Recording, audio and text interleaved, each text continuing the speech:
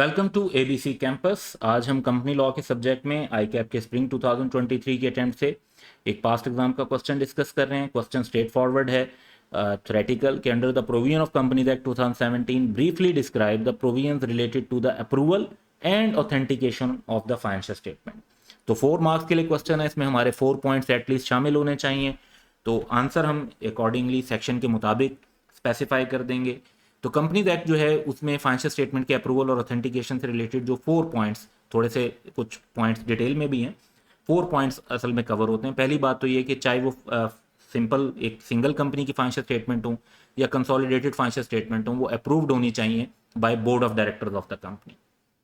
फिर इन financial statement whether these are single financial statement और कंसोलिडेटेड फाइनेंशियल स्टेटमेंट, इन पर बोर्ड के बिहाफ पर साइन कौन करता है? तो बोर्ड के बिहाफ पर साइन करेंगे चीफ एग्जीक्यूटिव और एटलीस्ट 1 डायरेक्टर, और अगर लिस्टेड कंपनी होगी तो सीएफओ के साइन भी होंगे।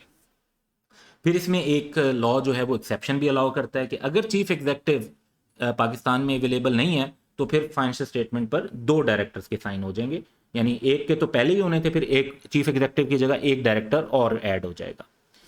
फिर ऐसी प्राइवेट कंपनी जिसका पेड अप कैपिटल 1 मिलियन से एक्सीड नहीं करता, उसकी फाइनेंशियल स्टेटमेंट से रिलेटेड ये रूल है कि उसको एक एफिडेविट जमा करवाना होगा। एग्जीक्यूटेड कौन करेगा उसको? Chief executive if the accounts are signed by him और by any of the directors. If the accounts have been signed by 2 directors तो फिर जो एज द केस में भी that the financial statements have been approved by the board, तो वो एक affidavit जमा करवाएंगे कि ये फाइनेंशियल स्टेटमेंट जो है वो बोर्ड ऑफ डायरेक्टर ने अप्रूव किए हैं।